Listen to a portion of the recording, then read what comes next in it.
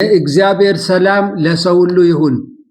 ይህችን ቪዲዮ ሰው ሁሉ እስከ መጨረሻ ቢመለከት በጣም ደስ ይለኛል። የሁላችን በተለይም የጌታ የኢየሱስ ክርስቶስ ተከታዮች የሆንን ሰዎች ሁሉ ጉዳይ ስለሆነች ሁላችንም የሚመለከት ሐሳብ ስለማነሳ እስከ መጨረሻ ብትቆዩ ብትጠብቁ ብታዩ ደስ ይለኛል። እኛ ክርስትናን ወደ ቀደመው ክብሩ የመመለስ ዘመቻ ማድረግ ያለብን ይመስለኛል። ክርስትና በቀደመው ዘመን ሐዋርያት ባገለገሉ ዘመን እንደዚህ አልነበረም። ክርስቲያኖች የጌታችን የኢየሱስ ክርስቶስ ተከታዮች ደቀ መዛሙርት በየግላቸውም እንደ ቤተ ክርስቲያንም ስደትና መከራ ቢኖርባቸውም ግን ይፈሩ ነበረ። በመካከላቸው ሲታይ ሲገለጥ ከነበረው የእግዚአብሔር ክብር የእግዚአብሔር መገኘት የተነሳ ከምልልሳቸው አኗኗራቸው እውነተኛ መሰጠት የተነሳ በመካከላቸው ከሚታየው ቅድስና የተነሳ ከሚያሳዩት የጽድቅ ሕይወት የተነሳ ከትዕግስታቸው ከትህትናቸው የተነሳ ይፈሩ ነበረ። አሳዳጆቻቸው ሳይቀር ስለ መልካም ተግባራቸው ያከብሯቸው ነበረ። ይሰደዳሉ፣ ይራባሉ፣ ይጠማሉ፣ አንዳንዶች ከመካከላቸው ይገደላሉ፣ ይታሰራሉ። ይሁን እንጂ ግን እነዚህ ሰዎች ይዘሙታሉ፣ ይሰርቃሉ፣ ይሰክራሉ፣ የሰው ገንዘብ ይቀማሉ፣ ይዋሻሉ፣ ያጭበረብራሉ፣ ያምታታሉ፣ ወንጀል ያደርጋሉ ተብለው አይታሙም ነበረ። ሕይወታቸው ኢየሱስ ክርስቶስን መስሎ በመኖር የታነጸ ነበረ። ለተሰጡለት ወንጌል በእውነት ተገዝተው ተሰጥተው የሚኖሩ ነበሩ። ከመካከላቸው አንዳንድ ሰነፍ መኖሩ የታወቀ ቢሆንም ዛሬ ግን ቤተ ክርስቲያን በቁጥር ከልክ በላይ በዝተናል። በቤተ ክርስቲያን ስም በቤተ ክርስቲያን ጥላ ስር በክርስትና ስም መጽሐፍ ቅዱስ ተይዞ በመንፈስ ቅዱስ ስም በጸጋ ስጦታ ስም እየተደረጉ ያሉ ነገሮች ከልክ ባለፈ ደረጃ ቤተ ክርስቲያንን አንገት የሚያስደፉ አማኙን ማህበረሰብ የሚያሳፍሩ እየሆኑ መጥተዋል። አሁን ቤተ ክርስቲያን ውስጥ እጅግ በጣም የከበሩ በሆኑ ከመለኮት በሚሰጡ ስጦታዎች ስም ይቀለዳል፣ ድራማ ይሰራል፣ የኮሜዲያን መዝናኛ ሆኗል። ክርስትና ከልክ በላይ የተጎዳበት ጊዜ ቢኖር አሁን ነው። ይሄን ክርስትና ይሄን ሕይወት ወደ ቀደመው ዘመን ክብሩ ብንመልሰውስ? በቀደመው ዘመን ወደ ነበረው ክብር ብንመልሰውስ? ይሄን ነገር አስበንበት መስራት የሚገባንን ነገር መስራት ብንጀምርስ? ብንረባረብስ? እጅ በእጅ ለእጅ ብንያያዝና ብንነሳስ? በጸሎትም በአገልግሎትም በሐሳብም በትኩረትም በተመሳሳይ ሁኔታ መልሰን መሰራት አለብን፣ መታደስ አለብን በሚል መንፈስ ብንነሳሳስ ምን ይመስላችኋል? ክርስትናን ወደ ቀደመው ክብሩ ለመመለስ እውነተኛ ደቀ መዝሙርነትን ለመመለስ እውነተኛውን ኢየሱስ ክርስቶስን መስሎ የመኖርን ሕይወት ወደ አማኞቻችን ወደ ራሳችን ለመመለስ ልናደርገው የሚገባ የመጀመሪያው ነገር ሕይወት ተኮር ትምህርቶችን ወደ መድረኮቻችን መመለስ ነው ብዬ አምናለሁ።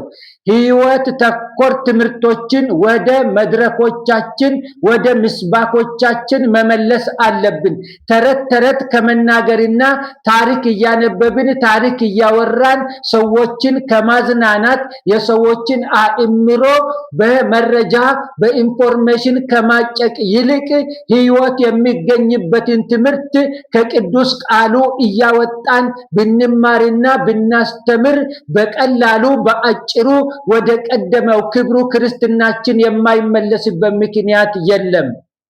ሕይወት የሚገኝበት ትምህርት፣ ሕይወትን የሚያንጽ ትምህርት፣ እየወቀሰ እየገሰጸ እየተቆጣ ወደ ሕይወት የሚመልስ ትምህርት፣ ፍሬን በሰው ሕይወት ላይ የሚያደርግ ትምህርት፣ ሰዎች መንፈሳዊ ፍሬ እንዲያፈሩ፣ የፍቅር ፍሬ፣ የትህትና ፍሬ፣ የጽድቅ ፍሬ፣ የቅድስና ፍሬ እንዲያፈሩ፣ የደቀ መዝሙርነት ሕይወታቸው በፍሬ የሚታይ እንዲሆን የሚያደርግ ትምህርት ወደ ምስባኮቻችን መመለስ አለብን።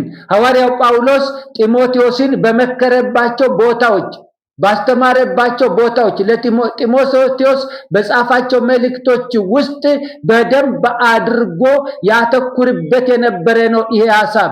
ሕይወት የሚገኝበትን ትምህርት የማይታገሱበት ዘመን ይመጣልና ጢሞቴዎስ ግን ማድረግ የሚገባውን ነገር ይነግረዋል። ወደ ሕዝቡ ዝንባሌ ሂድ አይለውም። ሕዝቡ የሚፈልገውን ስጠው አይለውም። ለሕዝቡ የሚገባውን የሚያስፈልገውን ነገር ግበው ነው የሚለው። ሕይወት ተኮር ትምህርቶችን ወደ ምስባኮቻችን እንመልስ። እንደዚህ ኑሩ፣ እንደዚህ ተመላለሱ። ካመኑ ኢየሱስ ክርስቶስን ከተከተሉ ከተቀበሉ ነፍሶች የሚፈለግ የአኗኗር መንገድ ይሄ ነው። የክርስትና ልኩ መስፈርቱ ይሄ ነው። የደቀ መዝሙርነት ሕይወት ሊያፈራ የሚገባው ፍሬ ይሄ ነው የሚሉ ትምህርቶችን ወደ ሕዝባችን እንመልስ። ሕይወት ተኮር ትምህርቶች ይመለሱ። ይሄንን የዕቃ ጫወታ እናቁመው፣ እንተው። ድንቅና ተአምራት፣ የገንዘብ የምናምን ድንቅና ተአምር፣ የዘይትና የውሃ ሽያጭ የአንዳንድ ግለሰቦችን ኪስ ያደልብ ይሆናል እንጂ በደቀ መዛሙርት ሕይወት ላይ የሚያመጣው አንዳች ለውጥ የለውም። ስለዚህ ተረባርበን ሕዝቡ ሕይወት ተኮር ትምህርት ወደ መማር እንዲያዘነብል ለምን አናደርግም? በመንፈሳዊ ሕይወቴ ባላድግና የሚጠበቅብኝን ባላፈራ እግዚአብሔር ያዝንብኛል የሚል ተጠያቂነት የሚሰማው ትውልድ በቤተ ክርስቲያን ውስጥ የምናፈራው እንደዚህ ስናደርግ ነው። ሕይወት ተኮር ትምህርት ስናስተምር፣ ሕይወት ተኮር ቃል ስንመግብ፣ ሕይወት ተኮር ምክር ስንለግስ። አሁን ቤተ ክርስቲያን ውስጥ እንዴት ሀብታም መሆን እንደሚቻል አንደኛ፣ ሁለተኛ፣ ሶስተኛ የሚል ትምህርት ነው የሚሰጠው። የኢኮኖሚ ትምህርት፣ የቢዝነስ ትምህርት። እሱ በቦታው ይደረግ፣ በቦታው ይሰጥ፣ ለባለሙያዎቹ ይተው። እንዴት ጤነኛ ሆኖ መኖር እንደሚቻል የጤና ባለሙያዎች ያስተምሩ። እንዴት ሀብታም እንደሚኮን የኢኮኖሚ የቢዝነስ ባለሙያዎች ያስተምሩ። እኛ መንፈሳዊያን አገልጋዮች መንፈሳዊ ቀለብ፣ መንፈሳዊ ምግብ ለሕዝቡ አዘጋጅተን በጊዜው በቦታው በተገቢው መጠን እንስጥ፣ እንመግብ። ካበላን ከመገብን በኋላ ደግሞ ለውጡን እንገምግም። ሐዋርያው ጳውሎስ አንድ ጊዜ የተናገረው በጣም ይገርመኛል። እንመለስና የጌታን ቃል በሰበክንባቸው ከተማዎች ሁሉ እንሂድና ወንድሞች እንዴት እንደሆኑ እንይ አለ። አገልግሎታችንን እንገምግም። የዘራነው በቅሏል አልበቀለም፣ አፍርቷል አላፈራም፣ በሰዎች ሕይወት ላይ ለውጥ አምጥቷል አላመጣም የሚለውን ተመልሰን እንገምግም። እንደዚህ እናድርግ። ሕይወት ተኮር ትምህርት ወደ ምስባክ ይመለስ፣ ወደ መድረክ ይመለስ። ተረት ተረት እናቁም፣ እንተው። ታሪክ መናገር እንተው። አንድ ጊዜ ዳዊትና ጎልያድ እንደዚህ አድርገው አፍ የሚያስከፍት ንግግር ከተናገርን በኋላ ትረካ ካደረግን በኋላ ከዚህ ሕዝብስ ምንድነው የሚጠበቀው? አልነገርነውም። የትረካ ነው። ምንድነው የሚጠበቀው? የዳዊት ሕይወት ለዚህ ሕዝብ የሚሰጠው ትምህርት ምንድነው? ከሳኦል ድካም፣ ከሳኦል ስንፍና ይሄ ሕዝብ መማር ያለበት ነገር ምንድነው?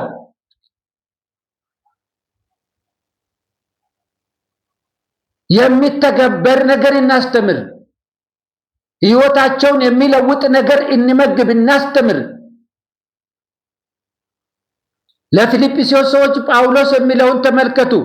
ምዕራፍ 2 ቁጥር 12 ላይ ስለዚህ ወዳጆቼ ሁልጊዜ እንደታዘዛችሁ በእናንተ ዘንድ በመኖር ብቻ ሳይሆን ይልቁን አሁን ስርቅ በፍርሃትና በመንቀጥቀጥ የራሳችሁን መዳን ፈጽሙ ይላል። በፍርሃትና በመንቀጥቀጥ የራሳችሁን መዳን ፈጽሙ። አሁን ግን ምስባኮች ላይ የምንሰማው የሚያስፈራ ነገር የለም። የምትፈሩ ከሆነ አልዳናችሁም። እፈራለሁ እንቀጠቀጣለሁ የምትሉ ከሆነ አልዳናችሁም የሚል ስብከት እንሰማለን። አለመፍራትን የሚጠላ ማን ነው? ነፃነትን የሚጠላ ማን ነው? የለም እኮ። መጽሐፉ ግን በመፍራትና በመንቀጥቀጥ የራሳችሁን መዳን ፈጽሙ ይላል። ስለ ድነታችሁ የምታደርጉት ነገር አለ ማለት ነው። እግዚአብሔር የሰጣችሁን ድነት መጠበቅ የእናንተ ድርሻ ነው ማለት ነው። ላለመቀማት መታገል የእናንተ ድርሻ ነው ማለት ነው። መጋደል የእናንተ ድርሻ ነው ማለት ነው። ተጋደሉ እያለ ነው። ትጉ እያለ ነው። ሕይወታችሁን ጋርድ አድርጉ እያለ ነው። ድነታችሁን ጋርድ አድርጉ፣ ጠብቁ፣ ተንከባከቡ። የዳነችውን ሕይወታችሁን ልትመገብ የሚገባትን ነገር መግቧት፣ እያደገች እንድትሄድ።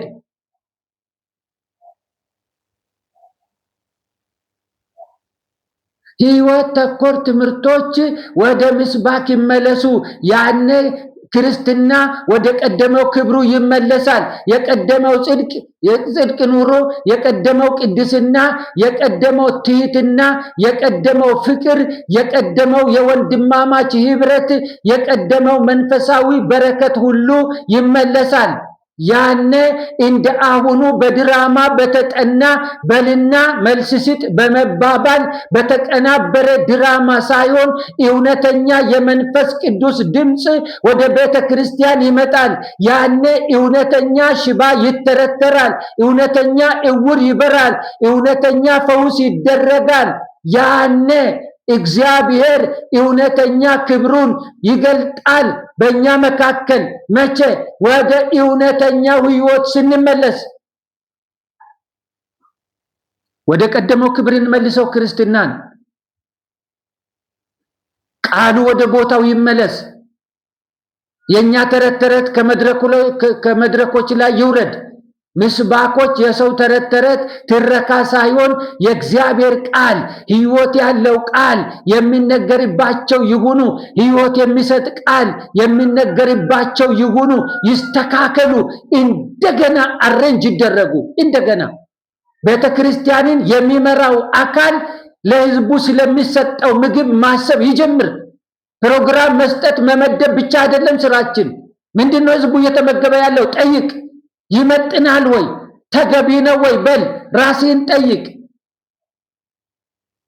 አንተ ባወጣኸው ፕሮግራም፣ አንተ በሰራኸው መድረክ ላይ ምስባክ ላይ ቆመው ቅድመ አያት እየጠሩ የዛሬ 30 ዓመት የሞተ ሰው እየጠሩ መናፍስት ጠሪዎች ህዝቡን ግራ ሲያጋቡ፣ ግራ ሲነዱ ዝም ብለህ አትመልከት። ቀስ በቀስ ከህዝቡ ልብ ውስጥ የክርስቶስን መስቀል ሲፍቁ ዝም ብለህ አትመልከት። ችግር የለም፣ አትፍራ፣ አትንቀጥቀጥ፣ እፈራለሁ አትበል እያሉ ህዝቡን ደፋር ሲያደርጉ፣ አንገተ ደንዳና ሲያደርጉ ዝም ብለህ አትመልከት። ይመጥናል ወይ? ለመንፈሳዊ ህዝብ የሚገባ ትምህርት ነው ወይ? የሚገባ ስብከት ነው ወይ ብለህ የሚቀርቡ አገልግሎቶችን ገምግማቸው፣ መዝናቸው። አገልግሎቱ በህዝቡ ህይወት ላይ ያመጣው ለውጥ አጥና፣ ተመልከት። የዘፈቀደ አይሁን አገልግሎት። ሰዎች የፈለጋቸውን የሚናገሩበት መድረክ አይሁን። ሰዎች እንደወደዱ የሚሆኑበት መድረክ አይሁን። የግለሰቦች ዝና የሚሰበክበት አይሁን። ስለ ዝናቸው ከፈለጉ ሰዎች የራሳቸውን ባዮግራፊ ይጻፉ፣ መጽሐፍ አድርገው ያሳትሙ።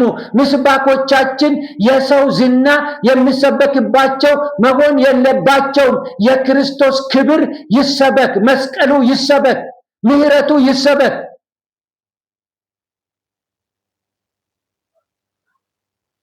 ህዝብ ተረጋግቶ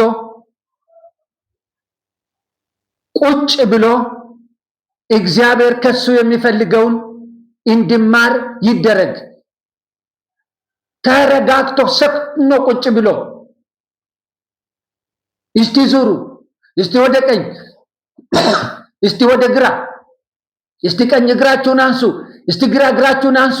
አዛውንት ሳይቀሩ በከዘራ የመጡ ሳይቀሩ በሰው ድጋፍ የመጡ ሳይቀሩ የተቀመጡበት ያሉበት ጉባኤ ይሄን ሁሉ እየተባለ ሲንገላታ ሲውል የቤተ ክርስቲያን መሪ አብሮ ይወናጨፋል፣ አብሮ ይወራጫል። የቤተ ክርስቲያኑ መጋቢ አብሮ ይወራጫል፣ ይወናጨፋል፣ አብሮ ይሰክራል፣ አብሮ ያብዳል። ተገቢ አይደለም፣ ተገቢ አይደለም። ህዝብ ተረጋግቶ ሰክኖ ቁጭ ብሎ እግዚአብሔር ከሱ የሚፈልገውን ነገር ይማር። ያልተጋገረ ተዘጋጅቶ ያልመጣ ዳቦ አታስጨብጡ። ጨብጥ እስቲ ዘለ ያዝ እስቲ ሲባል ትዘላለህ። አብረ የቤተ ክርስቲያን መሪ ነህ፣ መጋቢ ነህ፣ አብረ ትዘላለህ። አንተ እንደሆንከው ያልሆነውን ሰው ትተቻለህ። ደረቅ ነው፣ የሰው አገልግሎት አይቀበልም እንትን ነው እያልክ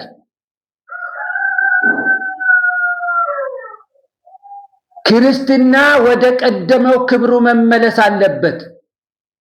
ክርስትና ወደ ቀደመው ክብሩ መመለስ አለበት። እንደተነቀፍን አንገት እንደደፋን አሕዛብ እንደተጠቋቆሙብን እኛ ሐዋርያ ነው፣ ነብይ ነው፣ መጋቢ ነው ብለን የሾምነው ሰው ለቤተ ክርስቲያን ማፈሪያ እንደሆነ እንዲቀጥል መፍቀድ የለብንም። ተረጋግተን እንቀመጥ፣ ቃሉን እንስማ። እግዚአብሔር ዛሬ ምን ተናገረኝ? ከኔ የሚፈለገው ነገር ምንድነው? እንዴት ነው መመላለስ ያለብኝ? በወንድሞች ህብረት መካከል ምልልሴ ምን መምሰል አለበት? የወንድሞች ህብረት የጸና እንዲሆን የኔ አስተዋጽኦ ምንድነው እንበል። ራሳችንን እንጠይቅ። በአካሉ ላይ የኔ ድርሻ ምንድነው እንበል። ጥፍር እኮ ድርሻ አለው አካል ላይ። ቆርጠን የምንጥለው ጥፍር አካላችን ላይ ስራ አለው፣ ድርሻ አለው። ያሳከከንን ቦታ እንነካበታለን። ጥርሳችን መካከል የገባ ነገር እናወጣበታለን። ጥፍር ድርሻ አለው፣ ፀጉር ድርሻ አለው። እነዚህ ሲቆረጡ እንኳን የማይታወቁን የማያሙን የማይደሙን ነገሮች ድርሻ አላቸው። ስለዚህ ድርሻዬን ጠይቅ። ምንድነው የኔ ድርሻ? የወንድሞች ህብረት እንደጠነከረ እንዲቀጥል የኔ ድርሻ ምንድነው? ቤተ ክርስቲያን በሙላት የሚጠበቅባትን እንድትሆንና እንድታደርግ የኔ ድርሻ ምንድነው ብለህ ራስን ጠይቅ። እያንዳንዱ የቤተ ክርስቲያን አካል አባል የሆንክ ሰው ወንድም ሴትም ክርስትና ወደ ቀደመው ክብሩ መመለስ አለበት።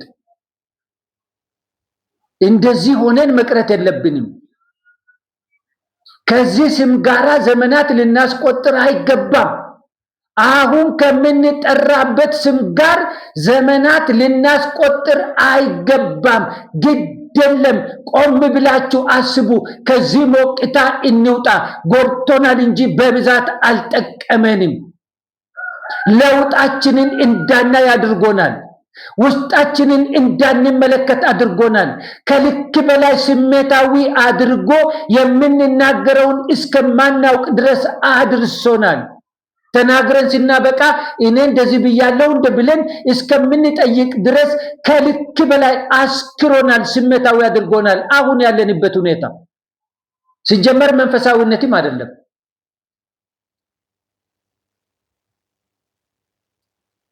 ክርስትና ወደ ቀደመው ክብር ይመለስ። ክርስትና እውነተኛ ደቀ መዝሙርነት ይሁን።